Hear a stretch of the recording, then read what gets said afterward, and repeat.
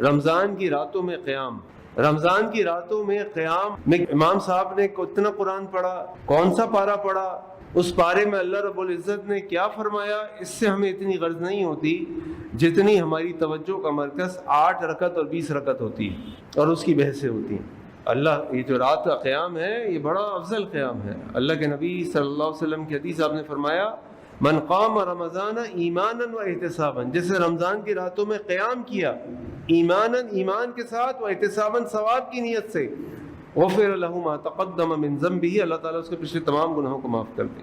پھر اللہ کے نبی صلی اللہ علیہ وسلم کی حدیث آپ نے فرمایا جس نے امام کے ساتھ قیام کیا وہ امام کے ساتھ اس وقت تک رکا یہاں تک کہ حتی ینصرف الامام، یہاں تک کہ امام نے مصلی سے واپس آ گیا، اس کے لیے ساری رات کا قیام لکھ دیا جاتا، یعنی فجر تک اس کے لیے قیام کا ثواب لکھ دیا جاتا۔ تو اس قیام اللیل کی عبادت، تراویح کی عبادت کو ضائع نہ کریں۔ ہاں، اگر آپ میں کوئی سوال کرتا ہے، ذہن میں سوال اٹھتا ہے کیا ضروری ہے مسجد میں آ کے قاری صاحب کے ساتھ تراویح باجماعت پڑھی جائے یا میں گھر پہ پڑھ سکتا ہوں؟ آپ پڑھ سکتے ہیں۔ آپ آخری پہر میں پڑھنا چاہیں آخری پہر میں پڑھ سکتے ہیں، کوئی مسئلہ نہیں ہے۔ لیکن اللہ کے نبی صلی اللہ علیہ وسلم کی حدیث ہمیں اس بات کی طرف توجہ دلاتی ہے کہ تم جماعت کے ساتھ پڑھو، اہتمام کے ساتھ پڑھو، باقاعدگی سے پڑھو، مسجد آ کے اجتماعیت کے ساتھ پڑھو، تمہارے لیے پوری رات کا ثواب۔ اور یہاں پڑھیں وہاں پڑھیں، پڑھیں ضرور۔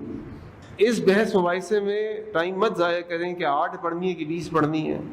اللہ کے نبی صلی اللہ علیہ وسلم نے کتنی پڑھی؟ آپ کے بارے میں ہم عائشہ فرماتی ہیں کہ رمضان یا غیر رمضان آپ نے 11 رکعت سے زیادہ قیام نہیں کیا۔ اب آپ کہیں جی 20 کیوں پڑھتے ہیں؟ بھائی پڑھنے دیں ان کو، پڑھنے دیں ان کو، آپ چھوڑ دیں ان کو۔ انہوں نے اپنے مفتی سے پوچھ لیا، پڑھنے دیں ان کو۔ مفتی حضرات آپس میں مسئلہ حل کر لیں گے، آپ پڑھیں جو آپ نے پڑھنی ہے، پڑھیں، ٹائم نہ ضائع کریں، ٹائم نہ ضائع کریں، پڑھیں، عبادت کریں، اللہ کے آگے قیام کریں، قرآن کریم کو سنیں۔ اور اس کا بھی خیال رکھیں کہ بہت سارے لوگ ہاتھ میں قرآن لے کے امام صاحب کے ساتھ پڑھ رہے ہوتے ہیں، بہت سارے لوگ پیچھے قرآن ہاتھ میں لے کے بیٹھے ہوتے ہیں، امام صاحب کا سن رہے ہوتے ہیں۔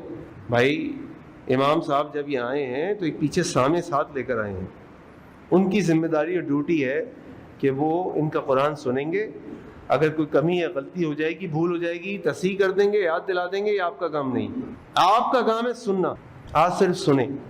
اچھا اب آپ کہیں جی کہ سننا ثواب ہے؟ جی بالکل ثواب ہے، آپ نماز کے علاوہ بھی قرآن کریم سنیں تو بھی ثواب ہے، لیکن یہ تراویح ہو رہی ہے، لوگ نماز پڑھ رہے ہیں، نماز میں آ کے کھڑے ہوں، امام کے ساتھ پڑھیں، پیچھے بیٹھ کے کیوں قرآن سن رہے ہیں آپ؟ اور کبھی اگر ٹانگوں میں تھکن ہو جائے نا تو تھوڑا پہلی صف میں جو 50 سال سے اوپر والے کھڑے ہوتے ہیں نا، 60 سال سے اوپر والے، ان کو دیکھ کے تھوڑی شرم و حیا کر لیں کہ جب یہ لوگ کھڑے ہو کے پڑھ سکتے ہیں 8 رکعت 1 گھنٹے امام صاحب کے ساتھ، تو بھائی آپ بھی پڑھ سکتے۔ ہمت کریں، یہ محنت کرنے کا مہینہ ہے، یہ ہمت کرنے کا مہینہ ہے۔